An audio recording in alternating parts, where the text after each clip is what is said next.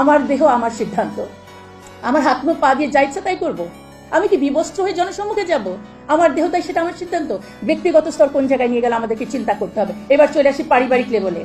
পুরুষ হয়ে গেল নারীর প্রতিপক্ষ, হাজবেন্ডের বিরুদ্ধে আমরা এখন ফৌজদারি মামলা করব সেই ম্যারিটাল রেপ নিয়ে। এই যে দাম্পত্য কলহে আরেকটা নতুন ইস্যু কিন্তু ঢুকিয়ে দিলেন। এটার শত্রু হয়ে গেল হাজবেন্ড। এবার আসেন, সম্পদের যতটুকু আমরা পাওয়ার কথা ছিল ওটাই পাই না।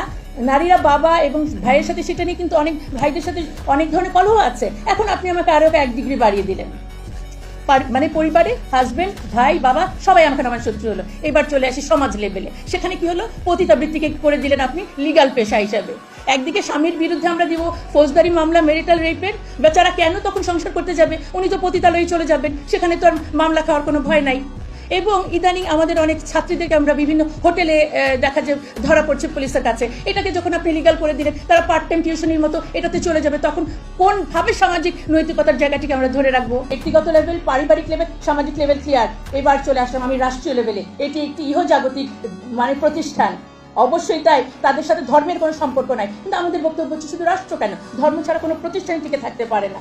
এবং দুঃখজনক, তারা বলেছে সংবিধান থেকে নৈতিকতা এবং শালীনতা শব্দ দুটো বাদ দিতে হবে। বাকি আর থাকলো কি আমাদের? দেখেন, আসন বাড়িয়ে যে আপনারা দেখবেন যে 300 আসনকে বাড়িয়ে 600 আসন করতে বলেছে। হ্যাঁ, তার মানে কি মমতাজ এবং শ্রমিক আইসাদের সংখ্যা আরো বাড়বে। এটা কোয়ান্টিটেটিভ ডেভেলপমেন্ট এবং এটা আই ওয়াশ, যেটা আমি বলেছি যে স্থান পরিবর্তন করে সংখ্যা বাড়িয়ে আসলে কোনো ধরনের নারীর ক্ষমতায়ন অবশ্যই হয় না। সেটা গুণগত হতে হবে।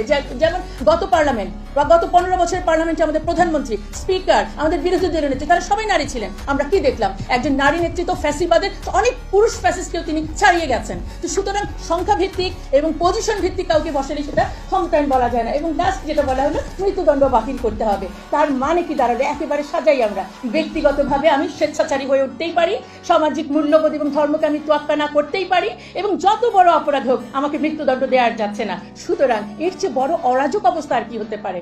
সুতরাং এখনই সময় আমাদেরকে এই সংস্কারগুলোর প্রতি এবং এই কমিটির প্রতি অবশ্যই ন্যায্য সিদ্ধান্ত আমাদেরকে নিতে হবে।